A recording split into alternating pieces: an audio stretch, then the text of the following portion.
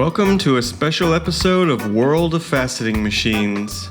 Today we're journeying back through previous episodes in order to tell the story of the faceting handpiece. The first handpiece ever documented comes from Dijon, France in 1439. This handpiece, called a quadrant, is quite sophisticated considering it comes from the earliest known flat faceting machine. It has the ability to place a stone at different numbered angles while the handpiece slides up and down on a rod that keeps it straight with the spinning flat or curved lap. It's unknown whether this handpiece was widely used or only existed on paper. We do know that a little over 100 years later we see the first evidence of the wooden handpiece used for cutting diamonds called a tang. The earliest evidence of the tang handpiece in use is from 1551 in Germany. Although German diamond polishers were using the tang handpiece, it seems that colored stone cutters had not yet developed a handpiece for themselves, because we can see in several images from this period that they were cutting colored stones freehand with the help of only a dopstick. It wasn't until about 1600 that we see the first evidence for a new kind of handpiece for colored stones.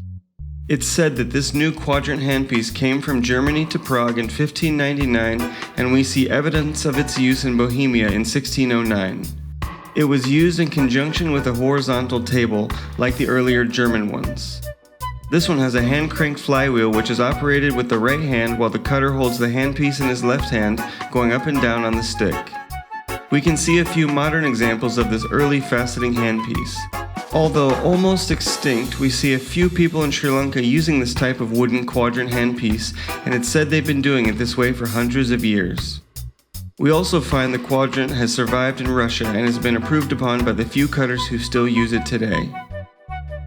The practice of using a quadrant handpiece in Prague and the Czech Republic has never stopped, and they have innovated upon it several times until they arrived at the modern Czech handpiece that the entire Czech garnet cutting industry uses today.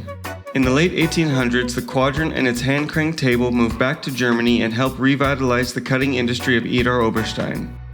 In this photo, we can see an early German quadrant handpiece, though the Germans didn't seem to like using the handpiece very much. They quickly switched over to using a wooden jam-peg head in order to facet their stones. Even though the handpiece was never the main type of faceting device in Germany, some German cutters were still interested in it. In the 1950s, the Edis company came out with a very sophisticated and complex faceting handpiece.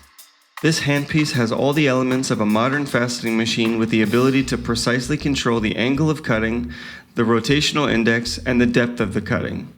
Though this machine never became very popular, it was very important for the future of faceting handpieces. In the 1960s, a Japanese entrepreneur named Mr. Imahashi saw this Edis handpiece and went back to Japan to make a better version of what he saw being used in Germany. In 1968, the Imahashi handpiece released its own version of the modern faceting handpiece. The Imahashi handpiece is lighter and more accommodating than its German predecessor. This handpiece style would go through one more innovation when it moved to Sri Lanka in the late 1970s and was simplified again. The modern Sri Lankan handpiece emerged in 1979 and became the staple handpiece around Sri Lanka and other parts of the world.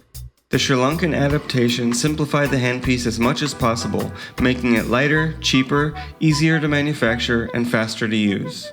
This journey through Germany, Japan, and Sri Lanka was not the only route that the handpiece has gone through. Here we can see a quadrant design from London in the early 1800s. What was once a handheld handpiece has now become a fixed item. Though still called a quadrant, this device is more akin to modern mass machines seen in America, as well as a very similar device still used in some parts of Germany today. America has also developed its own version of the faceter's handpiece, possibly inspired by earlier quadrants from London, Germany, or Japan. The Raytech Shaw came out in the United States in 1975 and has become the staple handpiece for the American market, though the mass machine has always overshadowed handpieces in the world of American cutting. As we can see, the faceting handpiece has been a major part of the story of colored stone cutting since the Renaissance and is still a popular way to cut stones today. Thanks for going on this historical adventure. If you're interested in learning more about faceting machines and their history, then check out our previous episodes of World of Faceting Machines.